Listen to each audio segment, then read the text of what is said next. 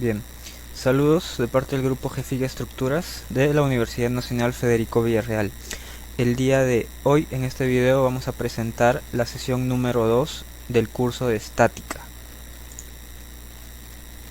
Bien, como ya habíamos visto en la sesión anterior, habíamos revisado los temas de lo que es torsor, reducción a fuerza única y sistemas equivalentes. En este video vamos a iniciar la sesión número 2 en lo que corresponde a la parte teórica. Vamos a ver lo que es centro de gravedad, centro de masa y centroides. Luego pasamos a carga distribuida tanto en línea como en área. Y para finalizar con puertas sumergidas.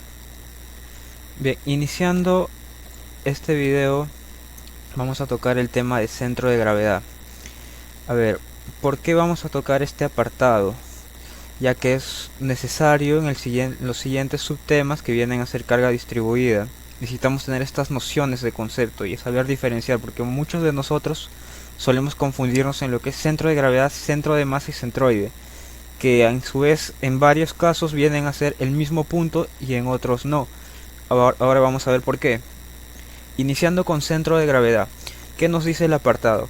El centro de gravedad de un cuerpo es el punto donde se encuentra aplicada la resultante de la suma de todas las fuerzas gravitatorias que actúan sobre cada una de las partículas del mismo. Bien, ahora veamos en el gráfico. ¿Qué es lo que nos dice esto? Como vemos en el gráfico tenemos unas tres fuerzas y una fuerza resultante. Pero da la curiosidad que esta fuerza resultante está aplicada en un punto.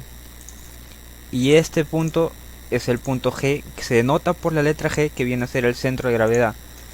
Como nos decía el enunciado, este punto es una representación matemática de estas tres fuerzas, en este caso, en esta figura, y se encuentra aplicada en un determinado punto, por eso se le llama centro de gravedad. Bien, acá vamos a darnos cuenta que estamos viendo el centro de gravedad para el caso de partículas. Como vemos, esta relación se obtiene aplicando momentos. Momento cada una de las fuerzas con respecto a cada eje. Nos podemos dar cuenta en esta fórmula cómo obtenemos la coordenada del centro de gravedad en el eje X, que es el peso de la partícula por la longitud. Sabemos cómo sacamos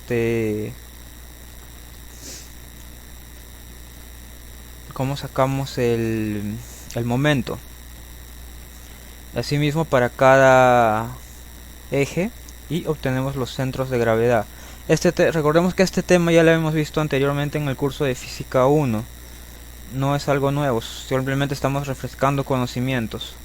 Bien, ahora vamos a ver en el caso de cuerpos rígidos, que esto ya viene a ser un apartado tridimensional, mejor dicho. Para esto vamos a hacer uso del cálculo diferencial.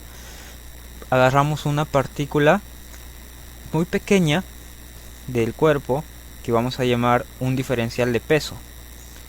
Asimismo también podemos, como es una pequeña partícula infinitesimal, también podemos sacar su diferencial de volumen. Y de acuerdo a esto podemos obtener los centros de gravedad en función al peso, y también tenemos en función al volumen, de acuerdo a estas integrales, que también son obtenidas mediante momentos. Pero ojo que para nuestra carrera no es necesario estar demostrando fórmulas, es más aplicativo, así que hay que tener en cuenta estas fórmulas. Como dice acá el enunciado, un cuerpo rígido está constituido por infinitas partículas. Y en este caso hemos agarrado una para obtener las fórmulas para obtener los centros. Bien, ahora pasamos a lo que es centro de masa. ¿Qué dice el enunciado? Es el punto ubicado en la posición promedio de la masa que compone un objeto. Este depende de la distribución de materia. Bien, ahora aquí tenemos otro cuerpo que posee masa. y se calcula también de la siguiente forma. Es similar al centro de gravedad. En los casos cotidianos podemos decir que el centro de masa y el centro de gravedad son el mismo punto. ¿Por qué? A ver, leamos el enunciado. ¿Qué dice? Si un elemento es uniforme y homogéneo, es decir, está hecho de un mismo material y posee misma densidad, el centro de masa, tanto el centro de gravedad y el centroide vienen a ser el mismo punto. Digamos que tenemos este cuerpo. Es de un mismo material y como al ser de un mismo material posee una misma densidad. Por lo tanto, sus tres centros van a coincidir. Ahora en lo que es centroides. Aquí sí hay que tener un poquito de cuidado, dice. Representa el centro geométrico de un cuerpo y toma en cuenta la forma del cuerpo, más no los materiales que lo componen. Ojo, el centroide se centra más en el, mejor dicho, trata de la forma geométrica del cuerpo, no de los materiales en lo que está construido. Para hallarlo tenemos que sacar el diferencial de área. Y como hemos visto en los casos anteriores, de la misma manera se obtiene una fórmula para hallar.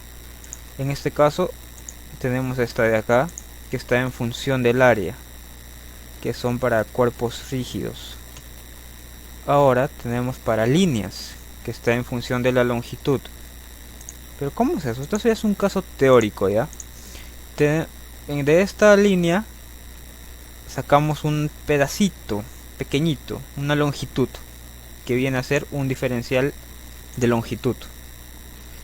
Y de acuerdo a eso, también mediante los momentos se llegan a obtener estas ecuaciones en base a la integral. Por eso digo que nos apoyamos en el cálculo diferencial para obtener estos puntos. Que dice los centroides se ubican con facilidad cuando existen ejes de simetría en la figura o cuerpo rígido.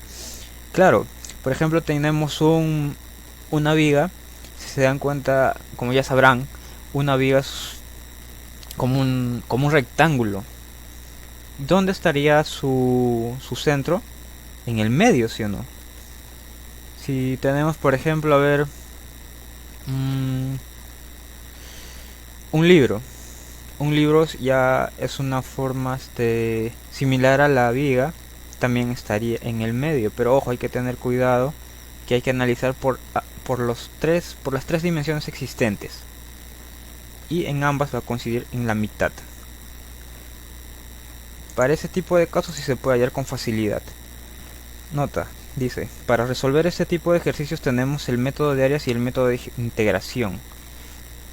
Bien, si como es cierto el método de integración es ya para casos un poquito más complejos, por el método de áreas se puede hacer un poquito, se pueden ahorrar pero mejor dicho es un poquito más largo, pero es más sencillo.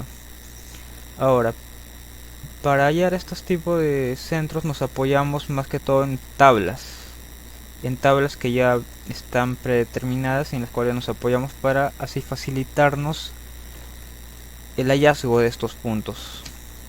Por ejemplo, acá tenemos la tabla de centros de gravedad en líneas. Como les venía diciendo, en una recta el centro de gravedad estará en el medio. Ojo que siempre hay que tener cuidado con el sistema de referencia. Aquí vendría a ser L sobre 2 en el eje X. En el eje Y, bueno, vendría a ser 0 ya que es solo una recta. Tenemos para un cuarto de circunferencia, que esto es un poquito más complejo de hallar. Para eso es que existen estas tablas, para facilitarnos el uso. Y hay que tener mucho en cuenta estos. Si tal vez son muchas las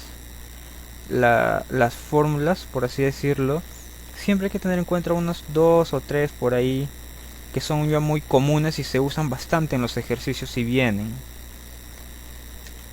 Luego tenemos también la tabla de centros de gravedad en superficies planas.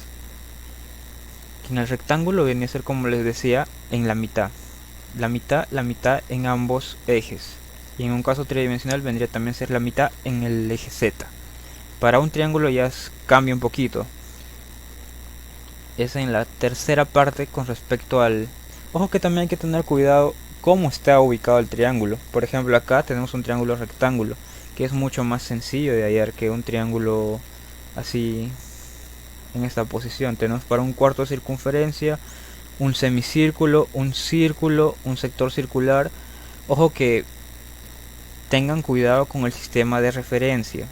Acá el círculo no está, mejor dicho, su centro está justo coincidiendo con el centro del sistema de referencia. Bien, hay que tener mucho cuidado con eso al momento de cuando nos piden problemas. Hay que tener cuidado con eso, siempre teniendo en cuenta el sistema de referencia. Tenemos tablas de centros de gravedad en superficies curvas, como ejemplo para una cáscara cilíndrica de base circular y así, etcétera, etcétera, varias cositas así. Acá tenemos tabla de centros de gravedad en volúmenes. Esto ya es en casos tridimensionales, más complejos ya. ¿Se puede hallar? Sí, pero a veces es bueno tener en cuenta ya ciertos aspectos. Ahora pasamos a carga distribuida o fuerzas distribuidas, también conocida como ese nombre. Hay que diferenciar qué es una carga distribuida y una carga puntual. ¿Qué dice? La carga puntual: actúan en un punto determinado, también llamado fuerza concentrada. ¿Qué dice la carga distribuida? Actúan en una determinada superficie, ya sea lineal o en área. Ojo que la carga distribuida lo podemos analizar. Por ejemplo, acá en esta imagen tenemos una carga en 2D, que también se llama carga lineal. Y podemos tener también, más adelante veremos, una carga distribuida en área, o también llamada en 3D.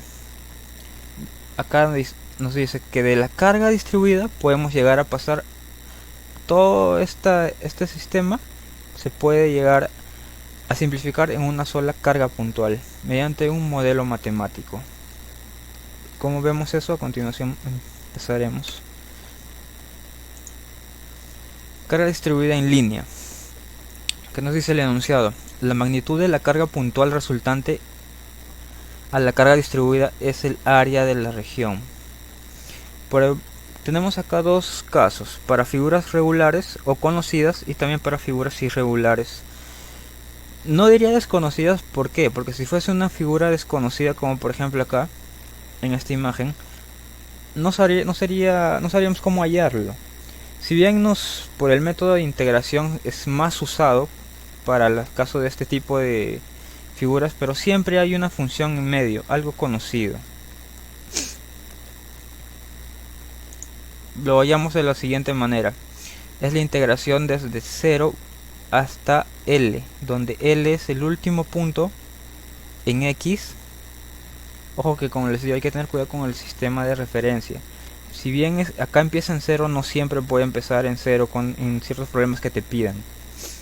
De la carga por el diferencial de X, en realidad vendría a ser el diferencial de longitud, que es una pequeña sección de acá, que eso se ve en cálculo diferencial e integral, cómo hacer ese tipo de cosas para hallar la fórmula y ubicar, o mejor dicho, obtener la fuerza. Lo que estamos haciendo aquí es simplificar de una carga distribuida a una sola carga puntual. ¿Cómo demostramos esto? Para un caso regular, por ejemplo, acá tenemos un rectángulo y, como nos decían en el enunciado, es el área. Tendría que ser L por la carga Q. Desarrollándolo de la forma integral, que nos quedaría lo mismo. Y así se comprueba que la fórmula es efectiva para ambos casos. Bien, ahora veamos. Para hallar el punto de aplicación de la carga puntual, para esto les decía que es bueno tener en cuenta los conceptos anteriores de centros. Para figuras regulares o conocidas, ¿qué dice? Se usan las tablas establecidas para los centros de gravedad de las figuras y las fórmulas establecidas para figuras conocidas.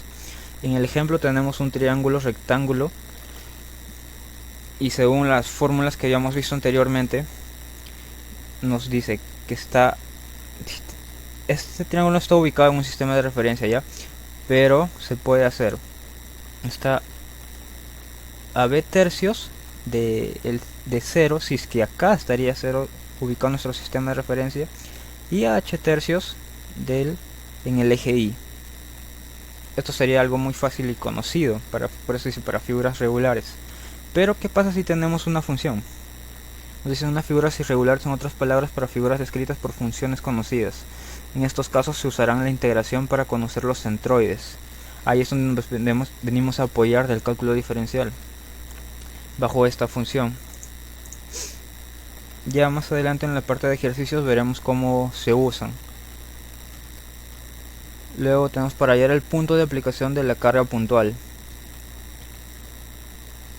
Para un sistema compuesto de varias figuras con centros ya obtenidos por parte de cada figura, para obtener el centroide de toda la figura en su totalidad se usará el teorema de Lagrange. Bien, en ciertos ejercicios nos dan no solo una figura, sino una serie de figuras irregulares compuestas por figuras conocidas, o también puede ser por funciones. Pero ¿qué pasa? Que bien podemos hallar el centro de cada figura, pero nos piden en el ejercicio hallar el centro de todas esas figuras. ¿Cómo hacemos?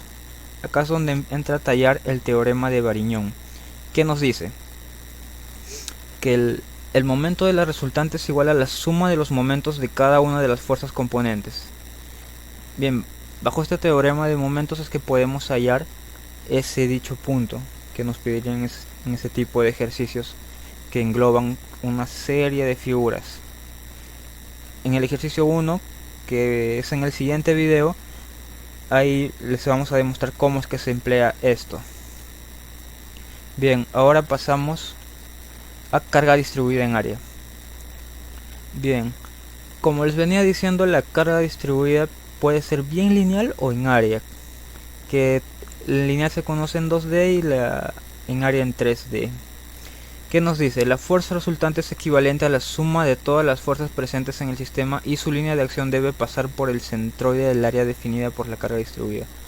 Bien, en este caso ya como viene a ser una figura en 3D o una serie de fuerzas aplicadas en una superficie, lo que venimos a usar acá ya sería un diferencial de área y un diferencial de volumen.